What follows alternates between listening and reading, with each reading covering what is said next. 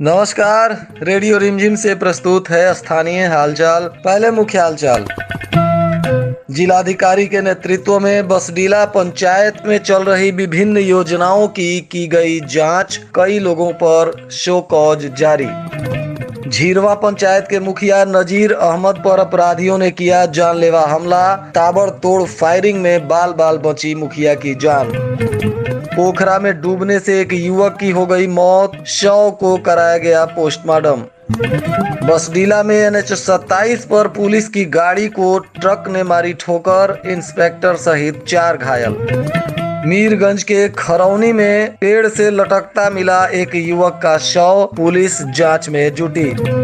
स्थानीय हालचाल के इस अंक के साथ मैं अनिकेत मिश्र। अब हालचाल विस्तार से। गोपालगंज के जिलाधिकारी डॉक्टर नवल किशोर चौधरी और सदर प्रखंड विकास पदाधिकारी संजीव कुमार के नेतृत्व में बसडीला पंचायत में चल रही सरकार की एक योजनाओं की जांच पड़ताल की गई। इस दौरान जिलाधिकारी ने कई लोगों पर शो कॉज नोटिस जारी किया है, जिसमें कुछ लोग लापरवाही बरतते हुए पकड़े गए हैं। जिलाधिकारी ने बसडीला के विद्यालय, स्वास्थ्य केंद्र, नल जल योजना और मनरेगा में चल रही विभिन्न योजनाओं की जांच की। इस दौरान बसडीला पंचायत के मुखियापति अरविंद मिश्रा भी मौजूद रहे और अधिकारियों ने एक विकास की योजनाओं की जांच पड़ताल की तथा स्थानीय जनप्रतिनिधियों के साथ बैठक करते हुए बसडीला पंचायत के समस्याओं की जानकारी ली और उचित दिशा निर्देश दिए। उचका गांव थाना क्षेत्र के झीरवा पंचायत के मुखिया नजीर अहमद पर दिन दहाड़े मोटरसाइकिल पे सवार आधा दर्जन अपराधियों ने आग्नेयास्त्र से हमला कर दिया, जिसमें ताबड़तोड़ मुखिया के ऊपर फायरिंग की गई। इस घटना में किसी तरह भागकर मुखिया ने अपनी जान बचाई, परंतु भागते समय मुखिया के गिर जाने से उनके पैर में उन्हें चोट लगी है, जिसके बाद उनका इलाज सरकारी अस्पताल में किया गया। वहीं घटना के बाद काफी संख्या में लोग मौके वारदात पर पहुंच गए और इसकी जानकारी पुलिस को दी गई, तो उचका गांव थाना की पुलिस भी पहुंचकर मामले की तफ्तीश में जुट गई है। मुखिया अपने घर के पास कुछ काम कर रहे थे। इसी दौरान मोटरसाइकिल पे सवार 6 की संख्या में अपराधी पहुंच गए और ताबड़तोड़ मुखिया पर फायरिंग करने लगे। सिधवलिया थाना क्षेत्र के लड़ौली गांव में गुरुवार की दोपहर बच्चों के साथ नहाने के क्रम में एक पोखर में डूबने से 18 वर्षीय युवक की मौत हो गई, जिसके बाद परिजनों में कोहराम मच गया। वहीं इसकी जानकारी पुलिस को मिली तो पुलिस ने शव को कब्जे में लेकर पोस्टमार्टम करवाया और मामले की तफ्तीश में जुट गई है। यह मृत युवक लड़ौली गाँव के ही रहने वाले अक्षयबर गिरी का पुत्र मंटू गिरी बताया जा रहा है। वहीं घटना के बाद परिजनों में कोहराम मचा हुआ है।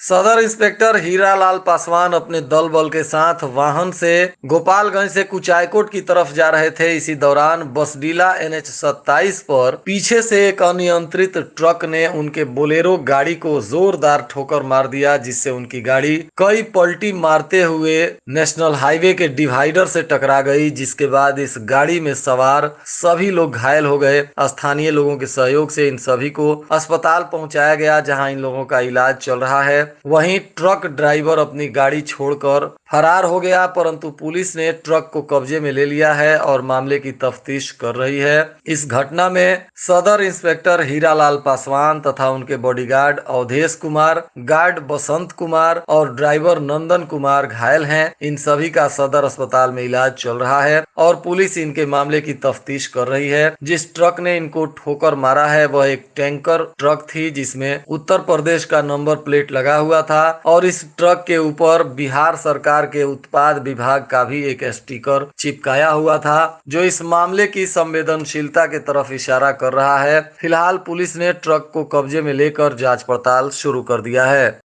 वहीं मीरगंज थाना क्षेत्र के खरौली गांव के पास एक पेड़ से लटकता हुआ एक युवक का शव मिला, जिसके बाद पूरे क्षेत्र में हलचल मच गया और काफी संख्या में लोग घटना स्थल पर पहुंच गए। लोगों ने इसकी सूचना पुलिस को दी तो पुलिस ने मौके पर पहुंचकर शव को कब्जे में लिया और पोस्टमार्टम के लिए भेज दिया। इस घटना में मृतक की पहचान फुलवरिया थाना क्षेत्र के शाहपुर बतराहा गाँव के रहने वाले गणेश राम के पुत्र मुकेश राम के रूप में की गई है। फिलहाल पुलिस ने शव का पोस्टमार्टम कराने के बाद परिजनों को सौंप दिया है और इस पूरे मामले की जांच पड़ताल कर रही है।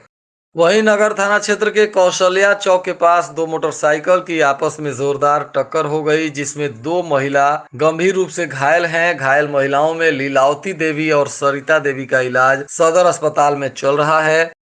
थावे के विदेशी टोला में हुई बिल्डिंग मटेरियल की हत्या के मामले को लेकर पुलिस ने प्राथमिकी दर्ज की है। इसमें मृतक के पुत्र ने 3 लोगों के विरुद्ध प्राथमिकी दी है, जिसमें हरबासा गांव के मुलायम यादव, बिट्टू यादव और अभय कुमार यादव को पुलिस ने आरोपी बनाते हुए मामला दर्ज किया है और जांच पड़ताल कर रही है। बताते चले कि विदेशी टोला में बिल्डिंग मटेरियल की दुकान है और वहीं पर यह कारोबारी बैठे हुए थे। इसी दौरान पुराने बकाये को लेकर आरोपियों के साथ विवाद हुआ, जिसमें आरोपियों ने ट्रैक्टर से कुचलकर बिल्डिंग मटेरियल के कारोबारी की हत्या कर दी। अब इस मामले में प्राथमिकी दर्ज की गई है और पुलिस आरोपियों की गिरफ्तारी के लिए छापेमारी कर रही है। सितंबर माह में राष्ट्रीय कृमि मुक्ति अभियान के दूसरे चरण की शुरुआत की जाएगी, जिसमें 1 वर्ष से 19 साल तक के बच्चों एवं किशोरियों को कृमि से मुक्त करने के लिए राष्ट्रीय कृमि मुक्ति अभियान चलेगा। इस दौरान बच्चों एवं किशोरी को अल्बेंडाजोल दवा की खुराक दी जाएगी। अब इसकी तैयारी को लेकर स्वास्थ्य विभाग सक्रियता से जुट गया है। पंचदेवरी प्रखंड के नगदपोइया गांव में अचानक आग लगने से 2 घर बुरी तरह से जलकर राख हो गए और लाखों रुपए का सामान जल गया है। प्राप्त जानकारी अनुसार नगदपोइया गांव के भूटेली यादव तथा ललन यादव का यह मकान बताया जा रहा है, जिसमें दिन में ही अचानक आग लग गया और देखते ही देखते दोनों घर जलकर राख हो गए। हालांकि स्थानीय लोगों के सहयोग से किसी तरह आग पर काबू पाया जा सका। इस दौरान अग्निशमन की टीम भी मौके पर पहुंची और दूसरे घरों में आग लगने से बचा लिया गया, परंतु 2 घर जलकर राख हो गए और इसमें लाखों रुपए का सामान जलने की बात बताई जा रही है।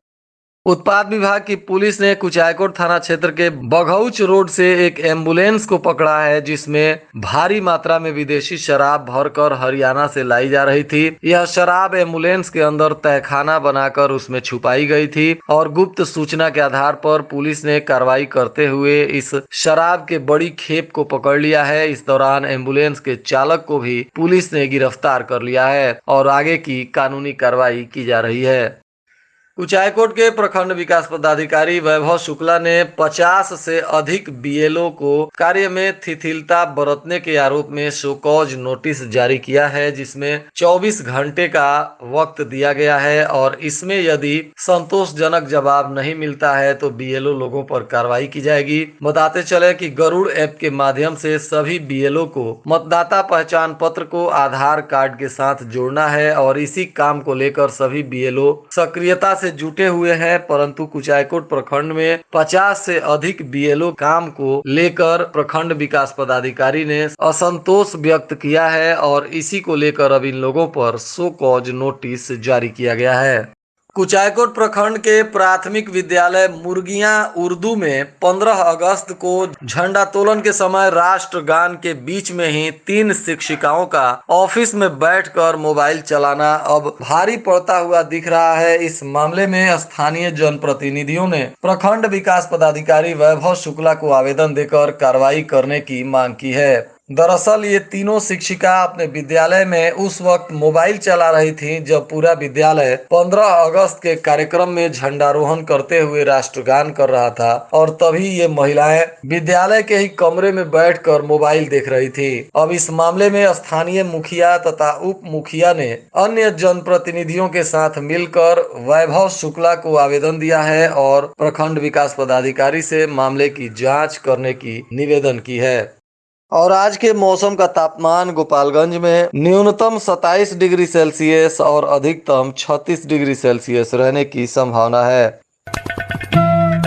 अंत में मुख्य हालचाल एक बार फिर।